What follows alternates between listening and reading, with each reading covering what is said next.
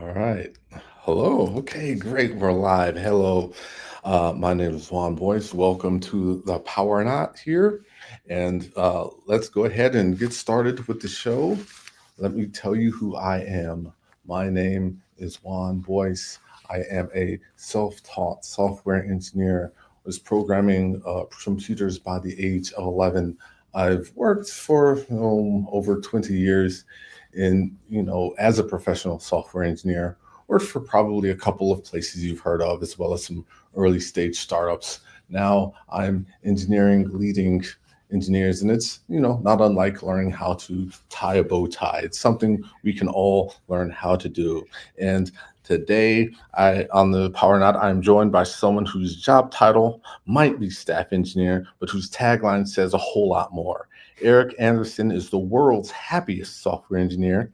And if that sounds like a bold claim, just wait until you hear his story. With over 13 years of experience building scalable web and mobile systems from scrappy startups to Fortune 100 giants, Erik is currently leading the development of a next generation e-commerce platform for the world's largest restaurant companies. Fluent Node, TypeScript, GraphQL, SQL, and the kind of thoughtful system design that scales with grace. But Erik's impact doesn't stop at code. He's a mentor, a content creator, and a community leader, co-organizing the Dallas Software Developers Meetup and the Commit Your Code Conference, two of the largest developer events in the Dallas-Fort Worth area. What makes Erik truly stand out, though, is how he shows up. He's built a reputation for joy, for authenticity, and leading by example without chasing a title or playing corporate games. So today we're digging into what it really means to build a fulfilling tech career, one where happiness isn't just a bonus, it's the whole point. So Erik Andersen, thank you for being on the show. I appreciate it here. Well, what an introduction. Thank you so much. Happy to be here, Juan. Yes. So, and let's go ahead and do some housekeeping out of the way. This is a live broadcast show. So, if you put your comments down put your questions and comments, and then we can see that live and we will address that as we go along. So, let's do it. And of course, this is the Power Knot. So, let's see the tie you have. Yeah, I got it ready right here. I've Oh, never tied a bow tie before, so I'll be a little embarrassed, but don't judge me too much. oh, no, no, no embarrassment here. It's the thing is, I learned how to tie a bow tie fairly recently. The thing is, anything that you want to do, you're always bad at it at first, but you Yeah. do it, you get better. And so tell me, what's the story behind the tie? So this tie specifically, as I mentioned, I've never tied a bow tie before, so this is a new purchase for me. Um, but I wanted to choose my favorite color, which is yellow. I Nice. feel like this represents so much brightness and joy. Um, and then I chose a design called Paisley. Okay. Paisley is the name of a street near to where I live that has some parks off of it that my kids and I like to play at. So the combination of kind of those two personal touches. That's why I went with this. Nice. A yellow paisley tie. And I'll tell you, today's tie is red because I'm wearing a red shirt. This tie and also the tie I actually got fairly early when I started wearing bow ties. And definitely red is one of the colors that call to me. Red is Yeah, the yeah, bold color. And if you're gonna wear a bow tie, it's going to be seen. So there's a certain boldness to that choice. So absolutely. that's what I have for today. So let's go ahead and start with your Okay. tagline. What does it mean to be the world's happiest software engineer, and how did that identity come to be? Yeah, first I'll say a little backstory there. At least I put that as my title when I was maybe the world's unhappiest software engineer, and I put it there as more of an aspirational goal than as a practical reality. Um, and I put it there because I feel like with any good goal, you need some, or I need some public accountability to achieving it. So I felt like it forced me to be more positive in my interactions online with my coworkers, and it's attracted a lot of positive energy as well. And I think it over the course of the last few years, since I've set that title, that goal has come to pass. I've made some career changes, some lifestyle changes that have all resulted in me being much more optimistic and happy about myself, about the career path that I'm on. I was having panic attacks at work, going to the ER because I thought I was having like a heart attack or whatnot. So I've gone from that level of stress and overwhelm to a place where now I'm able to really enjoy my family relationships and my experiences at work to a much higher degree than I did before. So that's kind of the full journey to where I'm at now. Wow, that's interesting. So you weren't always happy, and Yeah, yeah. tell me what really changed? So I think a lot of it was environmental, uh, and the role that I was in. But even changing jobs, that was my first shift in trying to find more fulfillment at work, was changing the role and the job that I was doing, the company I was working for. But even after making that change, I realized that no matter what I do, I'm always stuck with myself. I can't leave myself. I can't leave that environment. So something's got to change internally. So to be honest, it was therapy for a while. But a lot of it has come down to the change in how I think about the work that I do. And I'll give you an example. Uh, I always wanted to make some positive change in the world, but a lot of the way that I perceived the work that I did was almost like an evil means to an end type thing, where I'm just trying to make myself more money, the shareholders more money, at the detriment to perhaps society. I was not aligned with the vision of the company that I was working for, or the goal that my project was trying to achieve. Uh, but reframing that in my mind and trying to find opportunities at work and in the community to be a source of a positive influence in the world has helped me find much greater joy. So, two practical examples there is one, the work that I do in the community with the meetups and these conferences.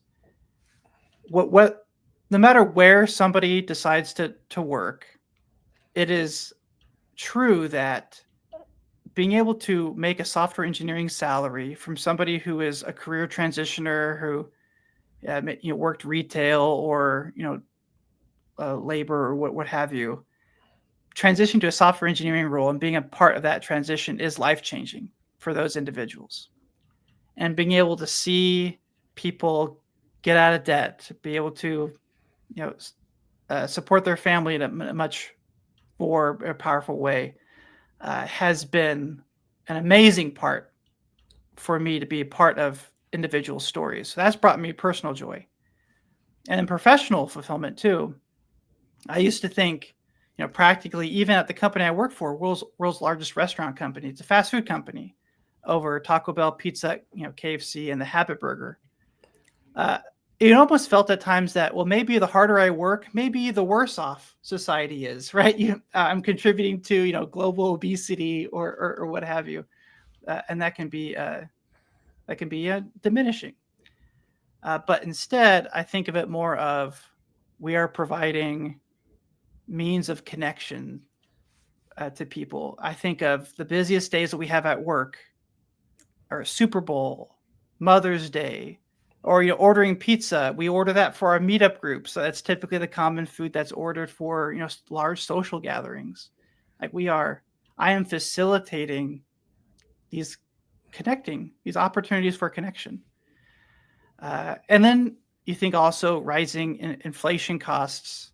I am providing affordable meal alternatives to those who may not be able to afford more expensive dining options. So when I rephrase the work that I'm doing to support those types of missions, then I can be really excited what I do on a day-to-day basis, even if it's just pushing code around. Well, yeah. Well, I think that's a very valuable way of thinking about things. I'm a big believer in that like attracts like. So if you are joyful, you attract joy, right? Yeah. If you and definitely as far as young brands goes, I mean, who doesn't love a good pizza party? That's I right. think That's right. of Yeah. KFC, Taco Bell, and that people like they go there because they like it. You're actually adding joy into their lives in that way. And I don't know if you make some software that makes it that transaction that experience smoother and easier. I think that's a good thing. Interesting enough, we're both in the restaurant industry. I'm working at a place that processes payments for the restaurant industry. So there's some synergy there. But before we go further, let's go ahead and start with the tie here. This Yes. is the Yes. easiest part, is to loop it around your neck. Okay. And let's see. And what I do is I it's very simple. We just cross it over, and we just throw that loose end over the shoulder. All right. All So right. I'm it's already. not. I'm ready. Slow down here. Okay. So I cross it over. I make a Yeah. loose Yes. end. And I throw it over the shoulder. Okay. Wait, hold on. So I'll do it again. What you Okay. do is I might have made it a little bit too. So you cross it over. So like this part is on top. Then I loop it under right here. So it's Okay. almost like Okay. Okay. tying your shoe, Yep. but Okay. I've looped it and under. then that loose part goes over the shoulder. All There right. we go. You're And doing it. then yeah, that's good enough for now. And All then right. we'll continue. Trust me, it gets harder. Okay. This is the easy part. So that's the thing. Well, that's the thing is being in software engineering can definitely be stressful, right? So, um, but it's how did you, I guess, convert that stress into joy? I should ask. Yeah. I think finding that purpose was really helpful. But I think also being more vocal at work around the types of work that I want to do. It is very easy as a developer to become a cog in a machine Mm. and become rather quickly an expert in the most boring and perhaps worst parts of the code base. There's always some legacy system that needs to be maintained. There's always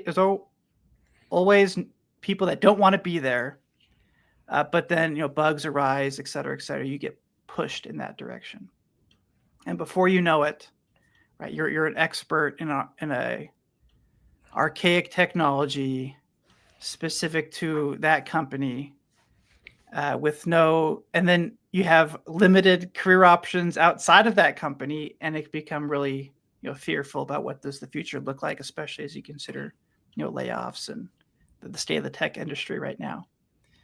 So that defined perhaps the first part of my career as a self-prescribed people pleaser. I just wanted to keep my bosses happy and be the hero on the team and do the things that nobody else wanted to do. That left me. Well, it was difficult because my career was progressing rather fast as a result of it. My company was happy with the work that I was doing, but I was not enjoying my day-to-day work. The change happened for me when I started being more vocal about the type of work that I wanted to do. I'll give you an example even here at Yum Brands, where I wanted to be more involved in the community. I mentioned some of the fulfillment I got from that in my free time, and by being vocal about the events that I was hosting outside of work, and about pushing my leadership to be more engaged in that type of work, I was eventually able to convince them, Yum Brands, to host some of these meetups, which they Mm. do now every month. as well as host our developer conference, which we do every year. And now part of my role is in supporting that work. And my leadership knows that I'm doing it. And it is now, part of my professional career path and, job definition. And that is something that has been only able to be accomplished because of how vocal I was in the type of work that I wanted to do. Okay, yeah, that makes sense. Like simply by being vocal, expressing your preferences in life, you're able to make things happen that otherwise would not have happened. Yeah, And it sounds like there's a lot of connection involved as well, right? yeah, and Developing these meetups and whatnot. yeah, and I'm it's sorry, I shouldn't say meetups. I should say the developer conferences or whatnot. yeah, there are networking opportunities, yeah, externally that definitely have opened up some avenues to opportunities I wouldn't have had elsewhere. But I would even say by asking questions about trying to define my own role internally has exposed me to a lot more different departments and leadership that I would have had else if I hadn't. Like for example, because I've been vocal about what I wanted to do, I was able to get in connection with our recruiting teams. And then because I was able to get in connection with the recruiting teams, well, an aspect of that is like the marketing teams. So now I have a direct touch point and relationship with, our director of marketing, not even related to our software engineering. And because of, their engagement and the success we're having there, I'm able to then have introductions and conversations with our chief digital and technology officer. I'm able to get him to pull him into some of our events. So now I have a touch point with, one of the highest levels of executives in our company, who's a great man, by the way. And these are all things that happened because I was not just trying to stay inside my job description, but actively seeking more work, but more work in the types of fields that I wanted to spend more time in. Okay, yeah, that's good. Let me ask this: you've led projects for both startups and Fortune 100 companies. What's the lesson you've learned from each environment that stuck with you? Uh, yeah, I would say, yeah, broadly speaking, to speak to some of that experience here, it's something like 14 different companies in the last like 13 years, and each one kind of has its own little subtle nuance and lessons learned there. But speaking broadly, I would say that I would say nobody knows what they're talking about, right? And I'm talking even senior level executives don't know what they're doing, and they are reading books. They're well educated. They have their own experience, and they should be respected. I'm not saying they shouldn't be respected, but I am saying that nobody can see the future, and everybody is making their best guess as to what is going to help drive the company towards a shared common goal. And they're making their best guesses, which means they're sometimes wrong. And also, they're making their best guesses. So I figure, why not also include some of my best guesses? And it's very easy in whether it's a startup or a large enterprise company, as a software developer, to just think, well, let me stay in my lane. Or especially as a entry level developer, to think, well, maybe the more senior members of my team, like they're more experienced, let me just listen to what they say and not contribute.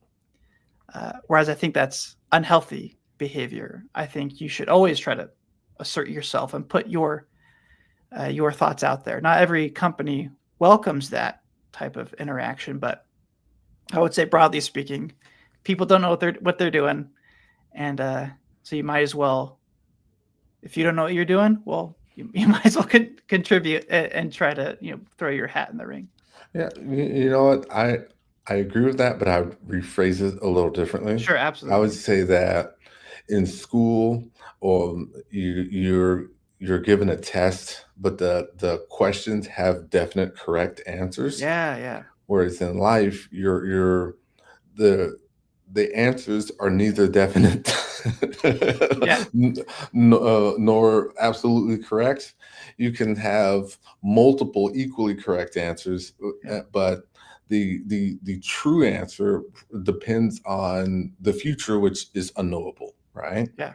So, and I would say it's not so much that no one knows what they're doing; it's the fact that there's a lot more nuance in selecting the correct solution for real world problems, because what you're doing is you're managing trade-offs, and you're trying to make your best estimate about what trends and other things might happen, Yeah. you know. So, and the fact is that I am a person that believes in diversity, because um, I believe that everyone has a slightly different perspective. So it's almost like the parable of the elephant, right? You know, it, all the blind men, they're touching a different part of the elephant, and they have a different perspective, Hmm. and these perspectives, they don't seem to line up. But the reality is that they're all correct in their own way. They just have a partial view. Yeah.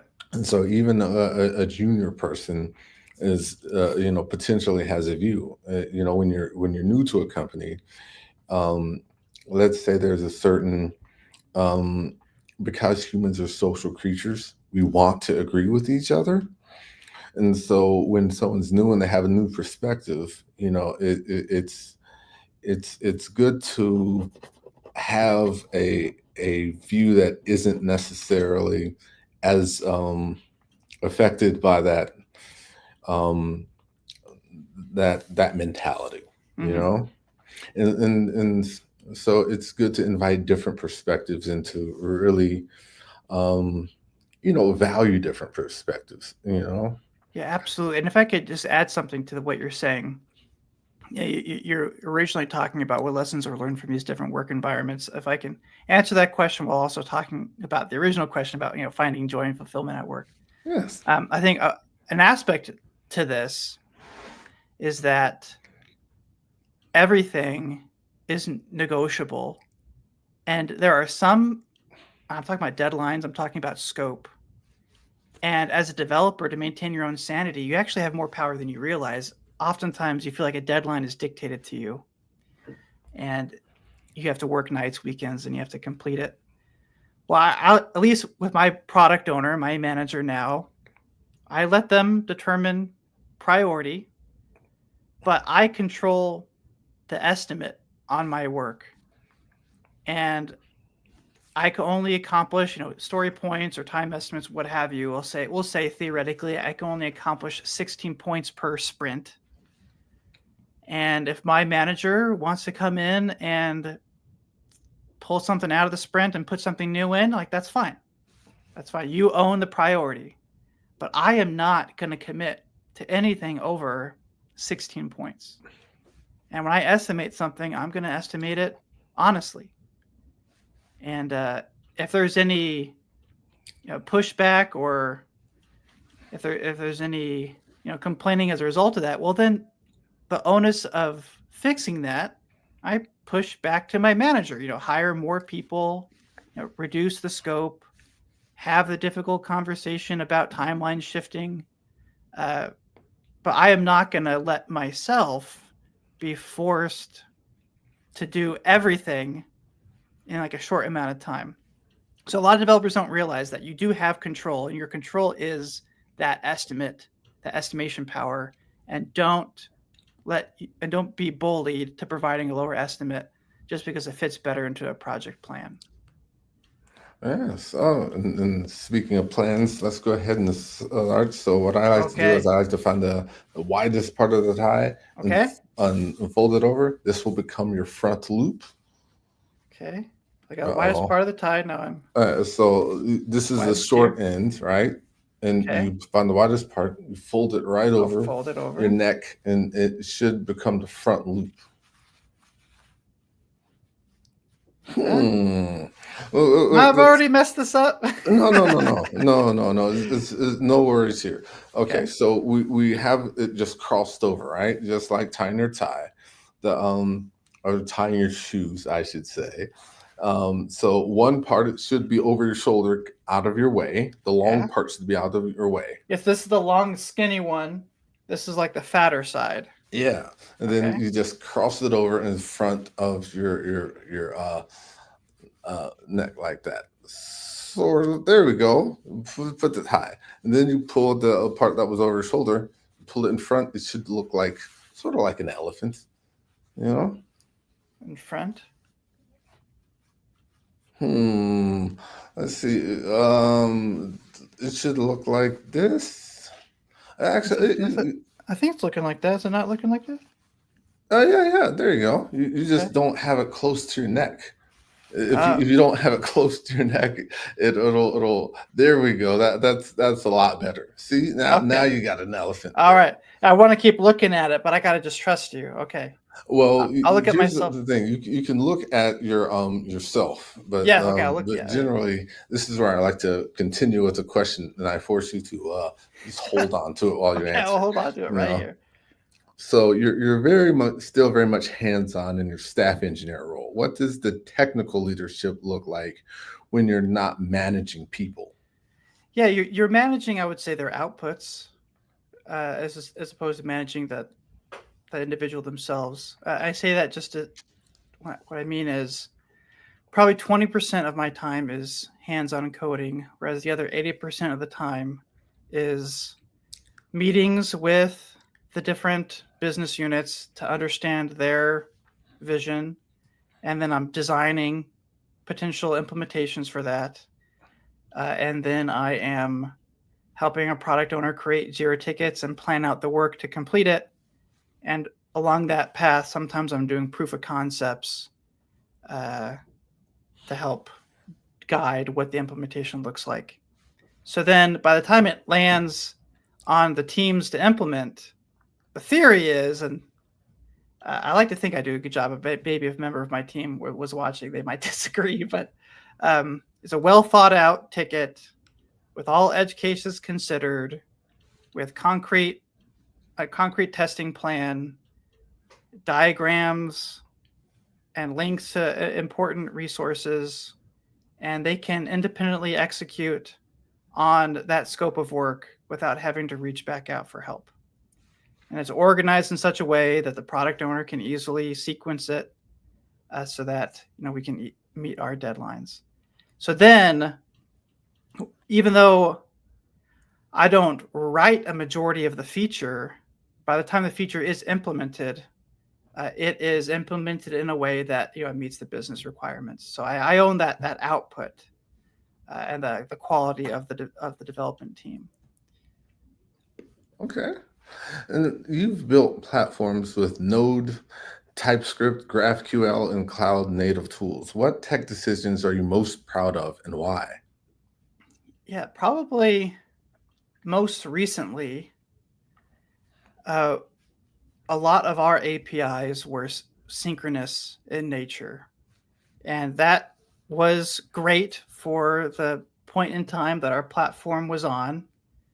If there was an error, the front end would get the error back and be able to, the customer could add or remove, do whatever they needed to respond to that error appropriately. But over the last year or two, we've been onboarding. Our system has been responsible for more and more traffic at a scale that I have not operated at before. So, hundreds of requests per second for a sustained duration of time, and even bursty too. We can even get to 1,000 requests per second during at peak times. And migrating that flow to an asynchronous architecture where we have Kafka, where we have different microservices being orchestrated to consume and process those events that are resilient enough that they can retry if any one downstream system goes down because of network overload. That now has been in production for the last maybe 4 months for us, and the number of 2 a.m. support calls that we've received has gone down the amount of customer complaints has gone down, the amount of manual intervention from like a customer service representative has gone down, or our support teams. Um, I'm really proud of that work. Nice, nice, nice. Yeah, scaling is definitely a big part of the work we do. So let's go ahead and try to get this. What I like to do is I like to grab the elephant's ears with Okay. one hand, and I pull on the trunk with the other. And then once I pull on the trunk, I should be able to access a hole that is appears. Uh Okay. oh. I think I feel a hole here. I put my thumb through. It's not the loop. The loops are in your Okay. hands, If I but pull down, okay. you know what? It's a lot easier if it's close to your neck. The Okay. Because what's going to happen here is that if it's not close to your neck, your tie is not going to be tight against your neck. Does that make Okay. sense? Yeah. Yeah. Yeah. So you pull on the ears, you pull on the trunk. That should expose a hole, and then I like to take my finger and I'll just poke the loose end through that hole. That forms the back loop, and then I just carefully pull it, straighten it out, and don't worry. This is actually the hardest part, but And I'll then just there you go. redo it. Okay. All right. Yeah. Where's my hole here? Where's my No, no, hole? no, no. It's like here. The easiest way for me to do this is to I'll start it over, and we'll do it slower. Okay. Um, I feel like I I need to start over too. Yeah, I should have brought I feel like I'm in a bad spot. I feel like for my first few episodes, I did a reversible tie, which had like different patterns on the opposite That side, and might it have been made it helpful. easier to follow. Yeah. But what you do is cross over like this, Okay. So and right is then under, left is over. um, you know what? Or does that I matter? can't. Let me see. Let's see. I'm right-handed, Okay. So right is so over. Okay. like what I have in my non-dominant hand is the short end, and then in my dominant hand I have the longer end. Now I'm feeling like both my sides are the exact same. That is not what you want. You want you want one end to be longer. So see Okay. on my left side, Okay. I have it longer, All right. and then what I'll do is when I cross it over, then my non-dominant hand has the short end, and then my dominant hand has the long end. Okay. Maybe that's okay. That's good. So I wasn't.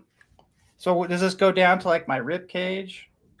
Ideally, the way you adjust it is based on the neck. The neck. So you want the short end, to just be widening right at the part where it crosses your neck. Short end to be widening right when it crosses. There you go, exactly. Okay. Except you want that short end to be under, not over. Under, not over. Okay. Now All we're right. in All right. business. Step one. We're Now back to we're in step one. business, and Okay. you see how you have this long end over. Yeah. Slide it under, Slide it then under and then through. under and through, and see. Okay. And see, I used a little bit of flair to put it on my shoulder, but the key is to get it out of the way. Okay. Under and through. Yeah, under and through. Uh, that doesn't quite look right. I think that you see where your long end is. You have your Yeah. long end like this. Just toss it over your shoulder. There you go. There you Perfect. go. And now with your short end, find the wide part and Yeah. just cross it over your neck. So you have your front bow. There you go. And now pull the long end back over. Now you've got the elephant, Okay. right? Okay. Okay. I'm holding it with one finger, but with the other hand, this is my non-dominant hand. I'm pulling the ears and I'm pulling on the trunk. And with my dominant hand, I should be able to find the hole. Uh-oh, I might have confused you. Yeah. I'm confused again. Okay. So I'm going right back to the elephant, right? The elephant, this is basically my front bow, and then Okay. this is the cross, and this will make the rest of the bow. All I do is pull on the ears. So I'm grabbing both of these ends. Yes, I'm pulling forward. Okay. Then I pull down on the Okay. trunk, Pull And down the then trunk. with the other finger, there should be a hole that you can find. And I'm actually Like using so. my dominant hand to find that. Okay. So yeah, I see a hole. Okay. On this Some, side. no, no, no, no, No, no. no. That's your loop.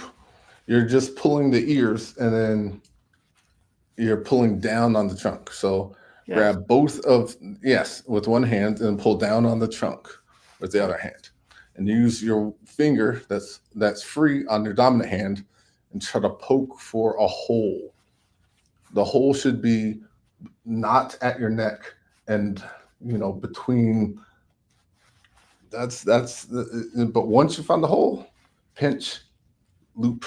You're making this up, man. There's no hole. You're Hey, making it up.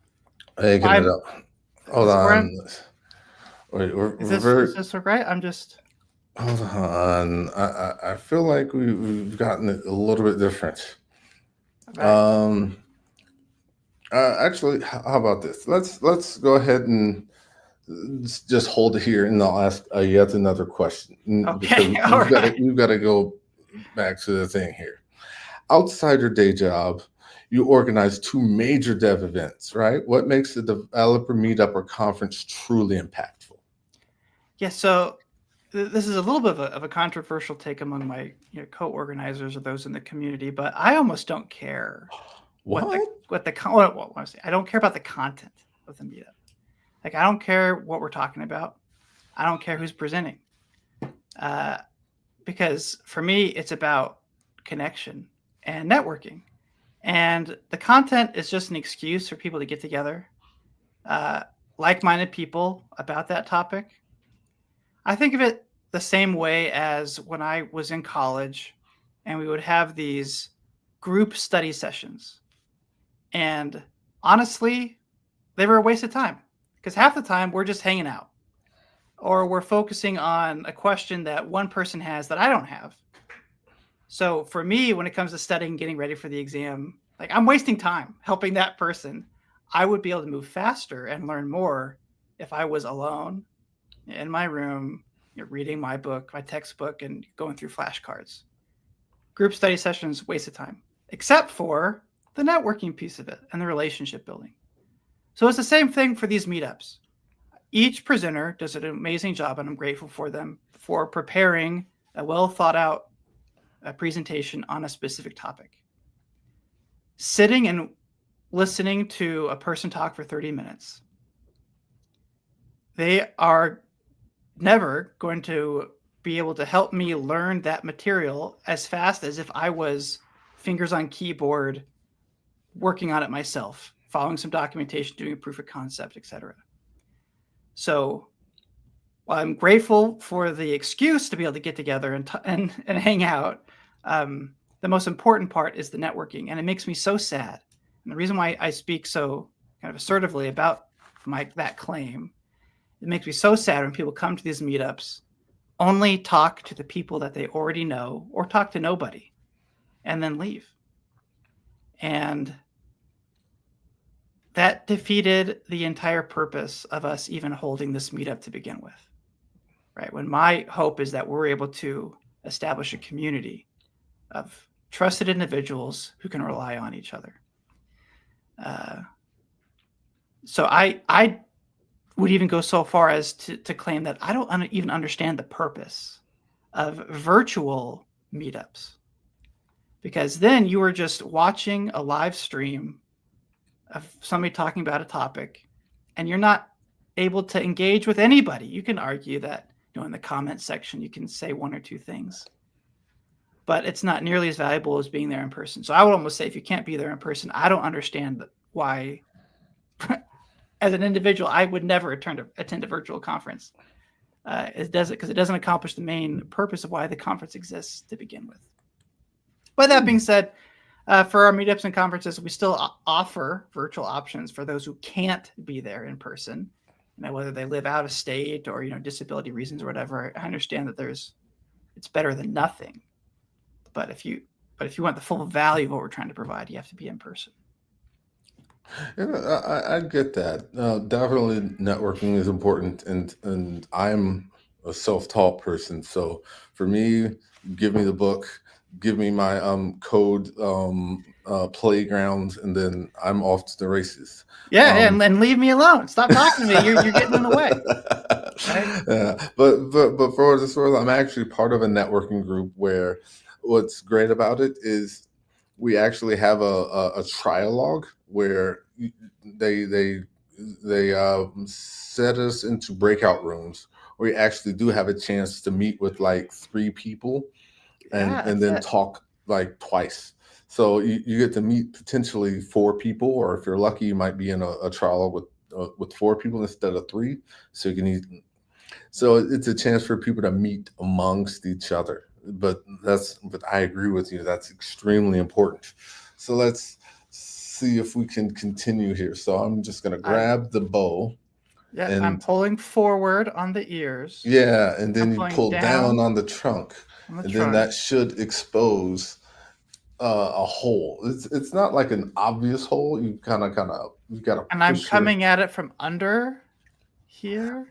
yeah the hole right here. Once you do that, Oh, this maybe is this my hole? there you go. That's probably it. Yeah, Okay, if that's I it. come in from under, And then you take the base of the that trunk, and then you push it through that hole, and that's gonna form your back loop. And okay, so I've now come through.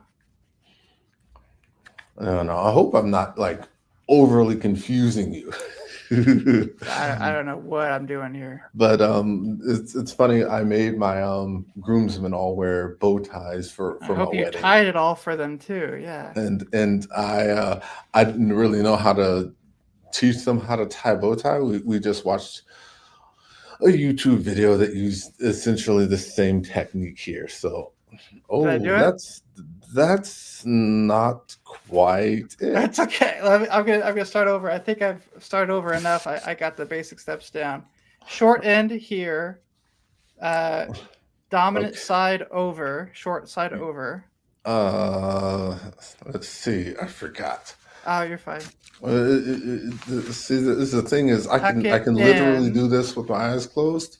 So what I'm Long feeling here side is that this over. non-dominant side is actually, yeah. So dominant side over, cross under and through. Take this. Take the wide end.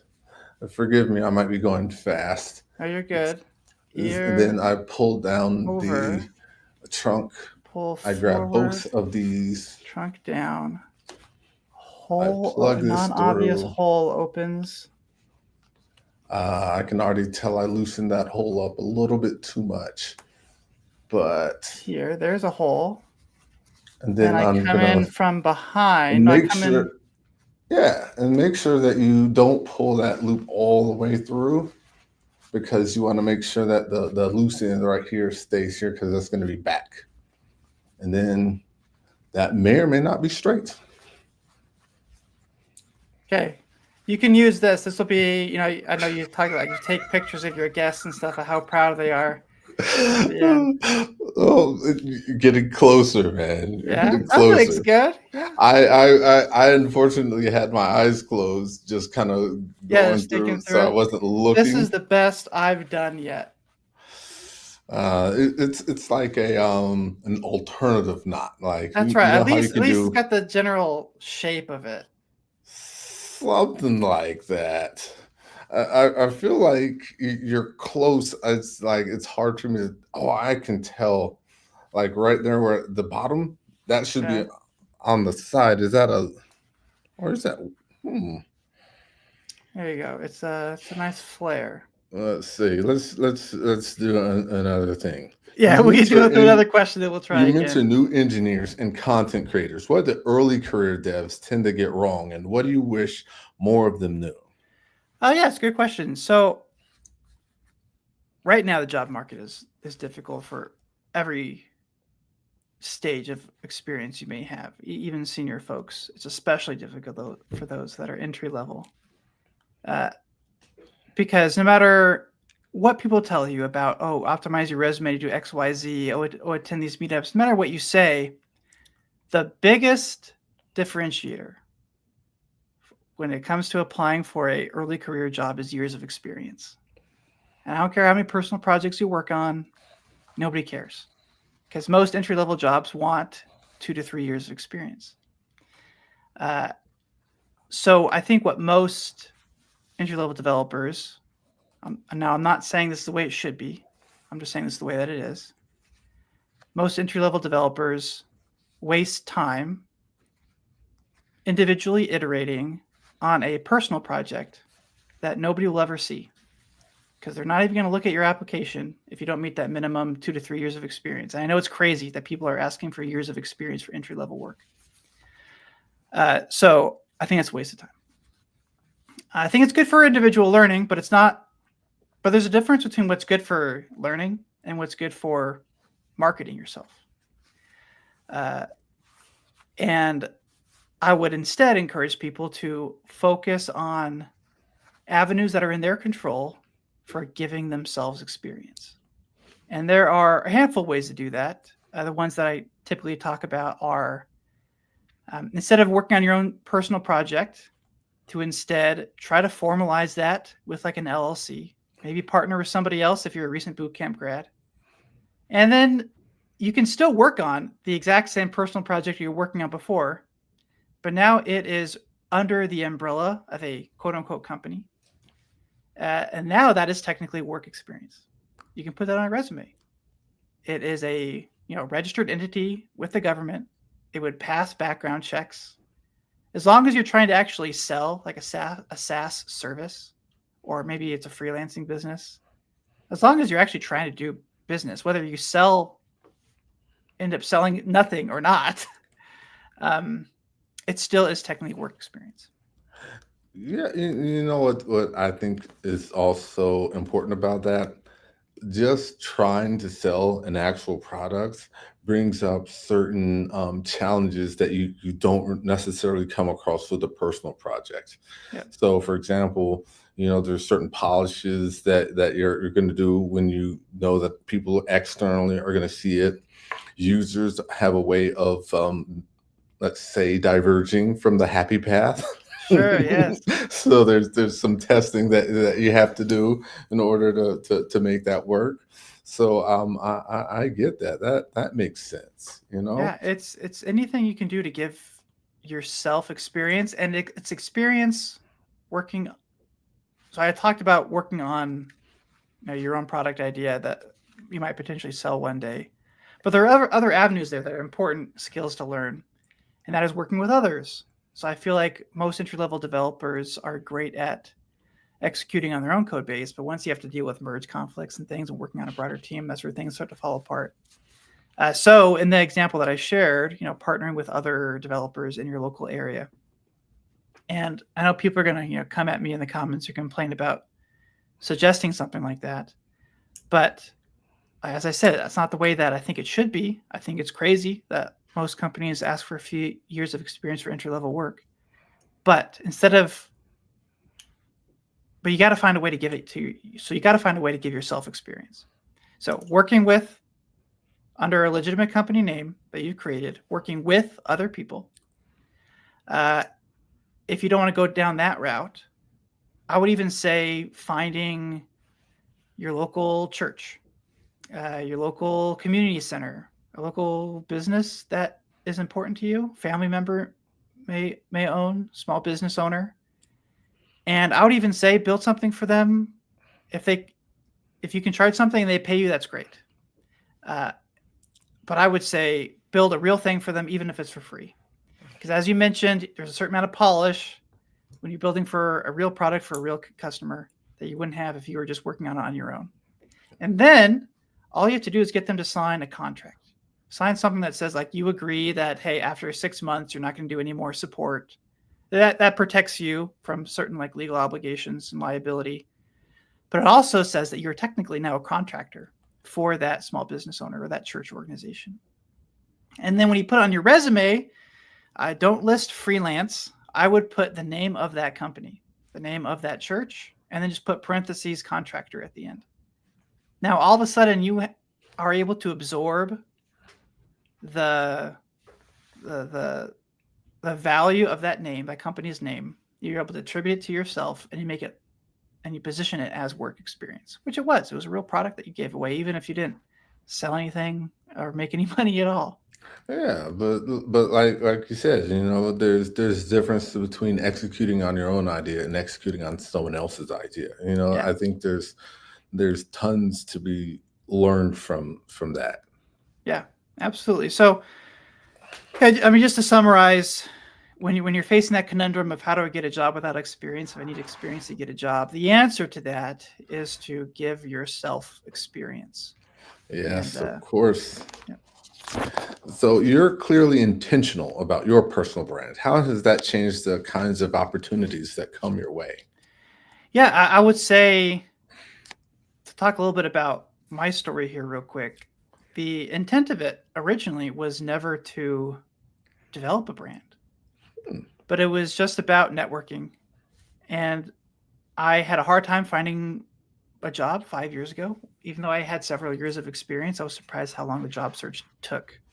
So I figured I needed to, even when I'm employed, make sure that I maintain a healthy network, so that down the road, if I ever need it, I have a healthy group of individuals that I can reach out to for my own help. Well, I quickly learned that even when I'm trying to build my own network, if I'm just doing it for my own selfish reasons, that's not going to work. People can see through that. So I start trying to give back to the community in ways that align with my personal mission. I start doing coaching or mentoring. I do a lot of promotions for free, try to help people find work. And then you eventually find that as you are more consistent at speaking on a certain topic that you're personally passionate about, the more consistently you're speaking on that topic, the more people want to follow you who are also interested in that topic.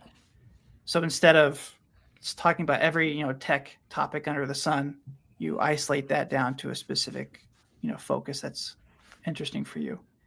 And then all of a sudden, you start developing a following. And all of a sudden, it's like, well, that's never what I intended. And then as you start developing a following, you start getting invitations to speak on podcasts, to collaborate on a blog article, to go to a conference, to promote a service, to speak at a school, or blah blah blah. And then it kind of just snowballs. So I would say what I've done online has gotten to a point where it is more than I ever anticipated. And it has opened up so many opportunities that I never would have had otherwise.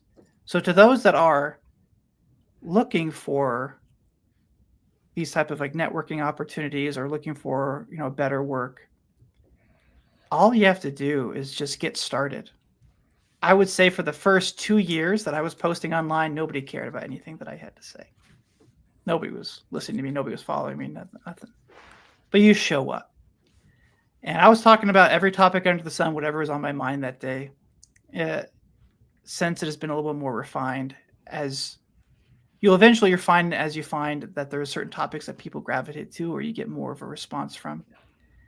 And then eventually you kind of just, you choose that focus. And the beauty of it is that it's aligned with my values. My community is aligned around my values. And that, going back to the questions about personal fulfillment and happiness, it's like now I have this great community of experienced developers, junior developers, generally positive mindset, all looking for work or recently hired that want to support each other. And I love the little community that I have. And it's just got to get started. Nice. Well, there's a myth that joy and ambition don't mix. How do you stay driven without burning out? I mean, that's interesting. I've never heard that phrase. I need to think about if I necessarily agree with it. I will say that I am currently pulling back from a lot of the work that I was putting in because I was leading to some burnout. As you are more active online, as more people are exposed to you, more opportunities that presents, more opportunities you're engaged in, the less time you have. The less time you have means the less rest you're getting. And that starts impacting lots of things, mental health, time with your family, personal relationships. So there's a balance, I would say, for sure. If I was, not married and didn't have kids, I might be doing a lot more. I might be more ambitious with how I use my time than I am right now. Uh, so I will say, I think it just it takes some self-reflection and honesty. And I'm grateful for the relationship I have with my spouse, where I'm able to, talk with her how I'm doing. She can kind of comment on how she's seeing I'm feeling, and I think it's a hard question for me to answer, because I am grateful for people like Steve Jobs, who have had very unhealthy work-life balances for long amounts of time, and they've had amazing impacts on the community. I'm grateful for people who do that and sacrifice at that level, because I get to benefit from their creations. But my understanding of characters like Steve Jobs, Bill Gates, you could even say they end up divorced, estranged from their kids, and it's like, at what cost, right? So for me personally, I've chosen to index more on the personal fulfillment and joy side of things. I don't think I will ever be a CTO someday. I don't think I'll ever be an amazing innovator, but I think I can live a happy life. Okay. And that's just what my goal is now. Well, let's go ahead and bring it home. What does happiness in tech look like for you right now? And what would you say to someone who's chasing that kind of joy in their own career? Yeah. I mean, I'd say a lot of it comes down to relationships for me. As relationships with my coworkers, relationships I've built outside of work, while all being able to maintain healthy relationships with my wife and kids. So I think when it comes to happiness in tech, being able to advocate for yourself, we talked about some strategies there with estimation and protecting yourself. I think at work, advocating for the type of work that you want to do and finding ways to do more of that stuff and less of the stuff you don't like to do. If you can be a successful advocate for yourself while maintaining healthy relationships in and outside of work, I think for me, that's what personal fulfillment and happiness looks like. Yeah, that makes sense. I think that I don't know if this is a tech thing, but I feel like we forget that we're all human, and part of being human is that craving for connection with each other, you know. So nurturing those relationships, both inside and outside of work, I think really drives happiness, you know? What's the point of all of this if you hate your life and you're miserable? Like, you can have, billions of dollars and still be like the most hated man in the world. Right? That sounds like we're talking about someone we Yeah, know. I'm not trying to name names. Yeah. Yeah, but like, what's the point, right? What's the point? Why? No, Yeah. I didn't say any names, man. Yeah. Yeah. I didn't say any names, man. Yeah. But thank you again for being on my little podcast. I appreciate that. So it looks like we're close to the end of time. Do you have any closing thoughts that you want to leave the audience with? I don't know. I just want to say thank you for the opportunity to talk. If anybody's in the DFW area, come join us. Dallas Software Developers free meetup group, or the Commit Your Code conference. All ticket sales, 100% are donated to charity. We Nice. donated $10,000 last year to Free Code Camp and St. Jude. Are hoping to, if we can, double that this year. So we'd love to have you. Excellent, excellent. Okay, well that's it for this week, and we'll be back next Thursday. Thank you so much.